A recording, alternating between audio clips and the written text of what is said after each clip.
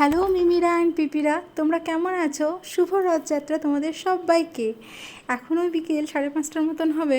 পাড়াতে রথ বেরিয়েছিল ছোটো ছোটো বাচ্চাদের। আমার মেয়ে তাদের সাথে একটু রথ টেনে নিল, ওই আর কি, আমাদের ছোটোবেলার মতোই, বেশ ভালোই লাগছিল।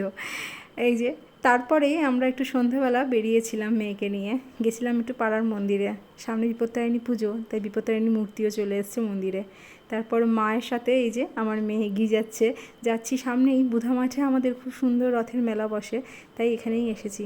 কিন্তু আজকে মেলাতে প্রচণ্ড ভিড় ছিল, এতটাই ভিড় ভেবেছিলাম রাতের দিকে হয়তো কমবে, কিন্তু কমেনি, বেশ ভিড় ছিল, বরং ভিড় বাড়ছিল আরও। এই যে ভিড় দেখতে দেখতেই আমার মেয়ে কিন্তু সে ফাঁকে একটু ঘুমিয়েও পড়েছে। মা আমার মেয়েকে নিয়ে বসেছিল, আর আমি বেরিয়ে গেছিলাম একটু মেলা ঘুরতে।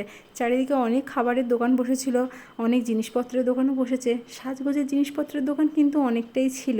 আর লোকজন এই গরমেও ভিড় বেশ করেছে। এই যে এখানে ছিলেন শ্রী রাধা মাধব, এখানেও অনেকটাই ভিড় হয়েছিল, ভোগ প্রসাদ দেওয়া হচ্ছিল।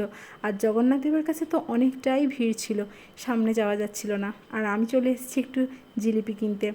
এই যে জগন্নাথ বাবাকে প্রণাম করে একটু জিলিপি কিনে এখন চললাম বাড়ি। মেয়েকে নিয়ে অত ভিড়ে বেশিক্ষণ থাকতে পারিনি। এই যে আমার মেয়ে মায়ের সাথে বাড়ি যাচ্ছে, কিছুটা রাস্তা সে আমার সাথেও এসেছিলো, আমার বাড়ি থেকে একদমই সামনে বলতে পারো। তো চলো, আজকের দিনটা এখানেই শেষ করলাম, টাটা।